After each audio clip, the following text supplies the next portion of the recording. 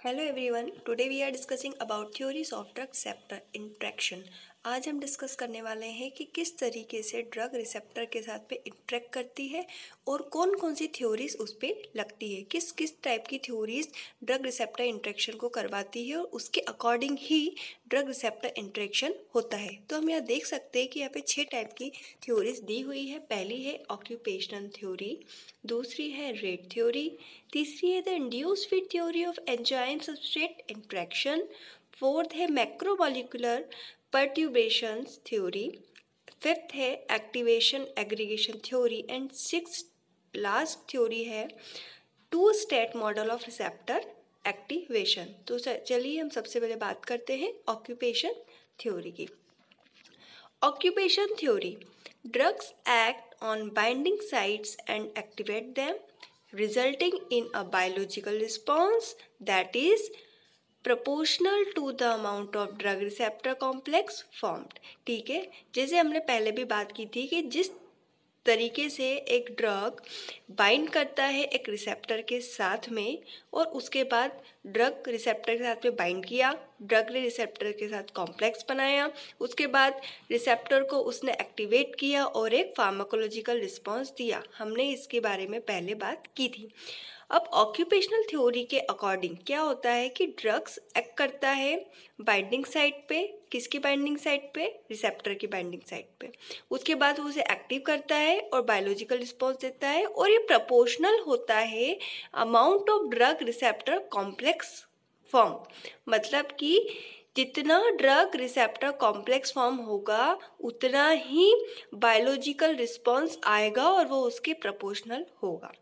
The response ceases when the complex dissociation intensity of pharmacological effect is directly proportional to the number of receptor occupied। मतलब कि pharmacological effect की जो intensity होगी वो directly proportional होगी number of receptor occupied, मतलब कितने number of receptor occupied हुए हैं ड्रग के साथ, मतलब ड्रग रिसेप्टर से कितने ऑक्यूपाइड हुई है वो डायरेक्टली प्रोपोर्शनल होगा इंटेंसिटी ऑफ फार्माकोलॉजिकल इफेक्ट के ऊपर। हम यह देख सकते हैं D+R मतलब ड्रग प्लस रिसेप्टर, इसने एक कॉम्प्लेक्स बनाया DR, देन उसने रिस्पॉन्स शो किया। Response is proportional to the fraction of occupied receptors। maximal response occur when all the receptors are occupied। Response जो होता है वो प्रोपोर्शनल होता है फ्रैक्शन ऑफ ऑक्यूपाइड रिसेप्टर के ऊपर, मतलब कितना फ्रैक्शन ऑफ रिसेप्टर ऑक्यूपाइड हुआ है उतना रिस्पॉन्स आएगा और मैक्सिमम रिस्पॉन्स किस पे आएगा, जितना ज़्यादा रिसेप्टर ऑक्यूपाइड होगा उतना ज़्यादा मैक्सिमम रिस्पॉन्स वहाँ पर आएगा। तो this is all about occupational theory. अब दूसरी थ्योरी की बात करते हैं हम, रेट थ्योरी की। The response is proportional to the rate of drug receptor complex formation. Rate theory क्या बोलती है कि ऐसा रिस्पॉन्स जो प्रोपोर्शनल है rate of drug receptor complex के फॉर्मेशन के ऊपर, मतलब जितना ज़्यादा जिस रेट से ड्रग रिसेप्टर का कॉम्प्लेक्स फॉर्म होगा वही प्रोपोर्शनल होगा रिस्पॉन्स के। Activation of receptor is proportional to the total number of encounters of drug with its receptor. मतलब कि जो एक्टिवेशन ऑफ रिसेप्टर है, मतलब जितने भी रिसेप्टर एक्टिव हो रहे हैं वो प्रोपोर्शनल होंगे किसके, total number of encounter of drug with its receptor, मतलब कितने नंबर ऑफ ड्रग है वो इनकाउंटर कर रही है अपने रिसेप्टर के साथ में, वो प्रोपोर्शनल होगा एक्टिवेशन ऑफ रिसेप्टर के साथ में। According to this view the duration of receptor occupation determines whether a molecule is agonist or partial agonist। ठीक है, तो ये रिसेप्टर ऑक्यूपेशंस जो है वो डिटरमाइन करते हैं। ठीक है, किसी भी तरीके से वो हो सकते हैं, या तो वो एगोनिस्ट हो सकते हैं या तो वो पार्शियल एगोनिस्ट हो सकते हैं, चाहे तो वो एंटागोनिस्ट भी हो सकते हैं। ठीक है, तो this is all about rate theory. Now third one is that the induced fit theory. आप लोगों ने 11th क्लास में लॉक एंड की थ्योरी पढ़ी होगी। लॉक एंड की मतलब ताला, जो हिंदी मीडियम में थे उनने देखा होगा ताला एंड चाबी वाली जो थ्योरी पढ़ी थी वही है, उसी हिसाब से है द इंड्यूस्ड फिट थ्योरी। मतलब यहाँ पे हमने रिसेप्टर मतलब हमने बात करी कि ताला है और जो ड्रग उस पर आके बाइंड हो रही वो है चाबी। ठीक है, तो ये थ्योरी क्या बोलती है हम देख लेते हैं।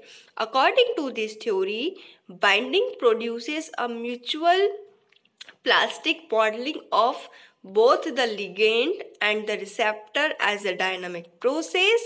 The conformational change produced by the mutually induced fit in the receptor macromolecule is then translated into the biological effect, eliminating the rigid and obsolete lock and key concept of earlier times.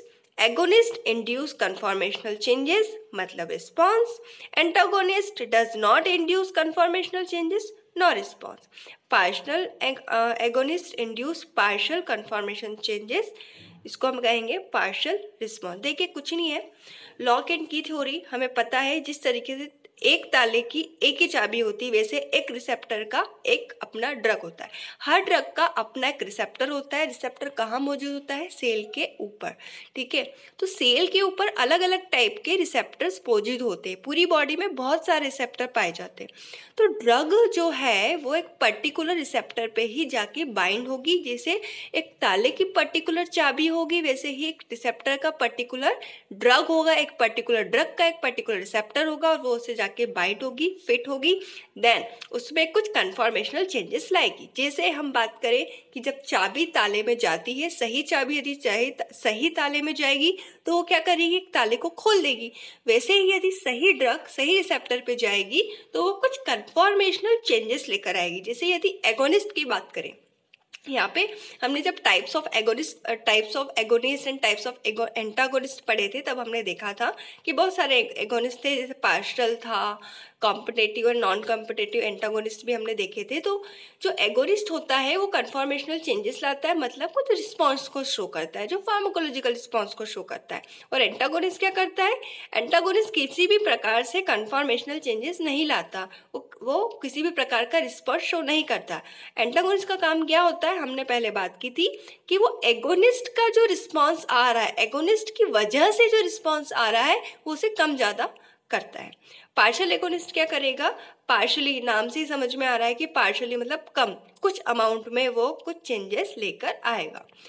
Then next theory, macromolecular perturbations theory suggests that when a drug receptor interactions occur, one of two general types of macromolecular perturbation is possible.